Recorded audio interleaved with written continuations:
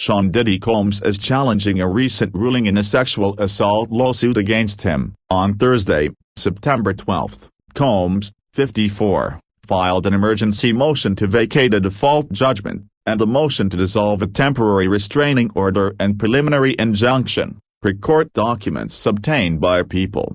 This comes after he lost the $100 million default judgment in Derek Lee Cardello Smith's lawsuit against him due to his failure to attend a virtual hearing on Monday, September 9. Judge Anna Marie Anzalone awarded Cardello Smith the multi-million-dollar judgment in Lenawee County Circuit Court. In his request for Judge Anzalone to vacate the default judgment, Combs' attorneys said that Cardello Smith is a convicted felon who is serving time in prison for kidnapping and sexual assault. They claim that Cardello Smith has frequently filed frivolous claims in the past, and his allegations that Combs sexually assaulted him in 1997 are objectively unbelievable.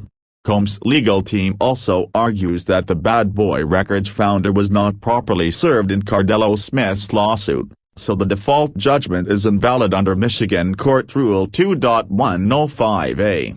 Combs' motion alleged that he was unaware of the lawsuit until the news concerning the $100 million default judgment was reported in the media. His attorneys allege that any delay he had in responding was unintentional. Once Combs became aware of the lawsuit, he quickly filed a motion to vacate the ruling, the court papers stated. The filing also alleges that Cardello Smith's allegations, which Combs has denied in a sworn affidavit, are fabricated, implausible and full of inconsistencies and fantastical claims, such as Cardello Smith's claims that he invested $150,000 for 49% of Combs' net worth. The court papers also said the default judgment should be vacated, calling the $100 million award extraordinary and incompatible with any possible measure of actual damages, even if every, facially implausible, allegation in the complaint were true, as Combs did not receive notice of the lawsuit until Monday.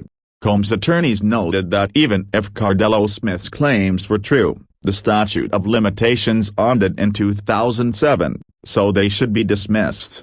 Combs also filed a motion to dissolve a temporary restraining order and a preliminary injunction, reiterating that Cardello Smith is not owed injunctive relief and Combs' constitutional rights were violated since he was not served with the complaint. They said the judgment is improper because Cardello Smith didn't claim he had an equitable interest in the property, but instead said he could be awarded a monetary judgment against Combs. The Michigan Supreme Court has previously determined that this isn't enough to authorize relief in the injunction order, per Combs' motion. Combs' lawyers say the court doesn't have jurisdiction over Combs as a signature on a return receipt is not his. Cardello Smith filed a complaint against Combs in June. In August, he was granted a temporary restraining order that blocked Combs from selling assets that could be used to compensate Cardello Smith for possible damages, the Detroit Metro Times reported. In a court hearing later that month, Cardello Smith claimed that Combs came to see him in prison and offered him $2.3 million to dismiss the lawsuit,